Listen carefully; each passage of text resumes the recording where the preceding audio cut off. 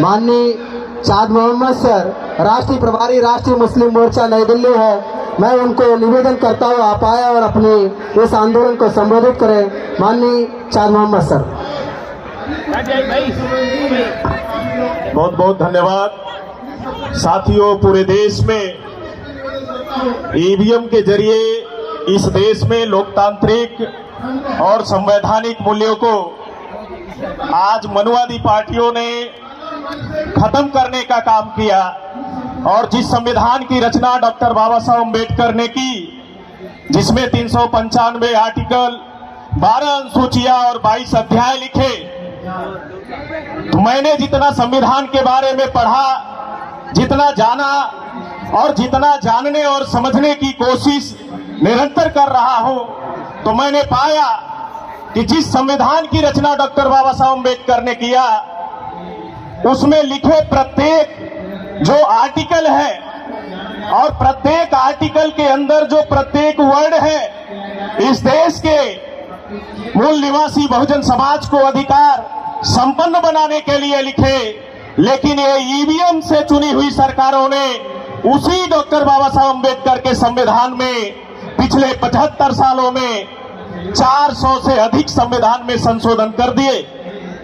तो इन संविधान संशोधनों से क्या इस देश के मूल निवासी बहुजन समाज के अधिकारों में वृद्धि हुई? नहीं हुई, बल्कि जो संविधान की रचना डॉक्टर बाबा साहब अम्बेडकर ने किया और जो अधिकार इस देश के मूल निवासी बहुजन को समाज को दिया, आज उन अधिकारों को ईवीएम से चुनी हुई सरकारों ने खत्म करने का काम किया।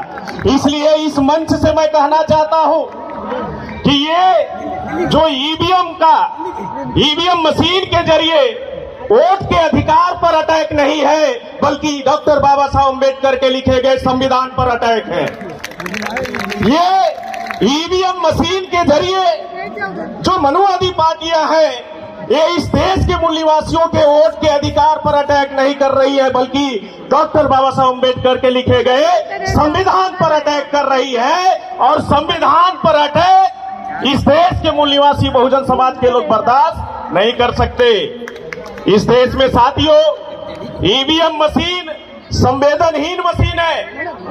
ईवीएम मशीन संवेदनहीन मशीन है, इलेक्ट्रॉनिक डिवाइस है। और संवेदनहीन मशीनों से पैदा हुए जो एमपी, एमएलए, मिनिस्टर और चीफ मिनिस्टर और प्राइम मिनिस्टर, उनके अंदर इस देश के मूल निवासियों के प्रति कैसे संवेदना हो सकती है, जिसकी वजह से आज इस देश के ओबीसी, एससी, एसटी, माइनॉरिटी के लोगों पर बड़े पैमाने पे एट्रोसिटी हो रही है। साथियों, ईवीएम से चुनी हुई सरकार ने पिछले, अगर हम बात करें 2 दशक से, भारत के लोकतंत्र में भी इस देश के संविधान को खतरे में नहीं डाला, बल्कि इस देश में रह रहे मूल निवासी शोषित, वंचित, पीड़ित समाज के हक, अधिकार और उन्हें मान सम्मान, स्वाभिमान से जीवन जीने के अधिकार को आज खतरे में डाल दिया है। इसलिए साथियों, इस देश के एक बड़ी आबादी जो भारत के मुसलमानों की है, और उस बड़ी आबादी को पिछले 1 दशक में अगर देखें तो पिछले 1 दशक में लगातार ईवीएम घोटाले से चुनी हुई जो सरकार आ रही है, कभी लव जिहाद के नाम पर मुस्लिम नौजवानों का कत्ल कराने का काम कर रही है, कभी मोमिन सिंह के नाम पर, कभी गौकसी के नाम पर पहलू खान मारे जाते हैं, तो कभी 1 लाख मारे जाते हैं। और कभी इसी मुल्क में साथियों हम देखते हैं इस देश के फंडामेंटल राइट के खिलाफ जाकर कानून बनाए जाते हैं, 3 तलाक पर 370 हटाने का और सीए, एनआरसी, एनपीआर लाने का।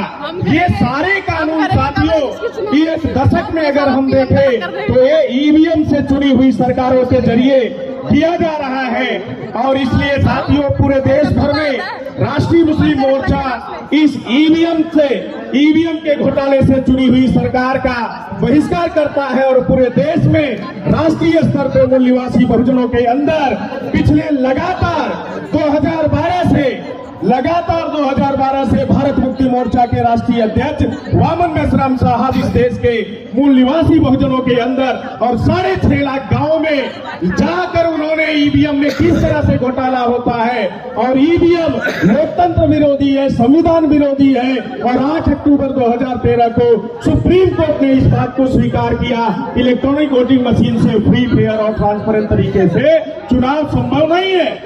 ये बातें लगातार 6.5 लाख गांवों में भारत मुक्ति मोर्चा के राष्ट्रीय अध्यक्ष वामन मेश्राम साहब ने लाखों कार्यक्रम लगाकर इस देश के मूल निवासी बहुजनों के अंदर ईवीएम में घोटाले को पर्दाफाश किया, एक्सपोज किया। और उस एक्सपोज और पर्दाफाश का नतीजा है आज देश की राजधानी दिल्ली में हम इलेक्शन कमीशन ऑफ इंडिया को घेरने के लिए यहाँ इकट्ठा है।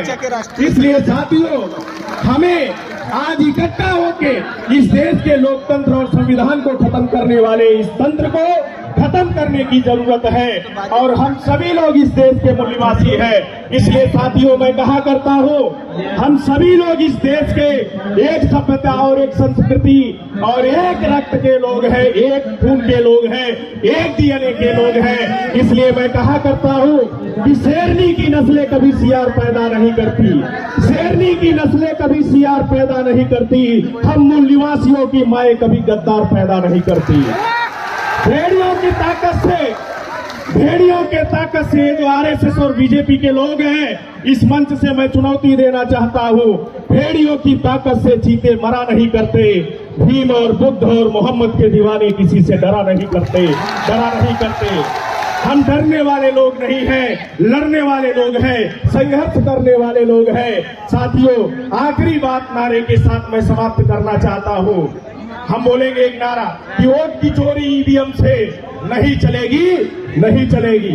वोट की चोरी ईवीएम से नहीं चलेगी। वोट की चोरी ईवीएम से नहीं चलेगी। वोट की चोरी ईवीएम से नहीं चलेगी। ईवीएम तुम्हारा, वोट हमारा। ईवीएम तुम्हारा, वोट हमारा। बोल 85, बोल 85। वामन मेश्राम साहब संघर्ष करो, वामन मेश्राम साहब संघर्ष करो, वामन मेश्राम साहब संघर्ष करो। भारत मुक्ति मोर्चा, भारत मुक्ति मोर्चा।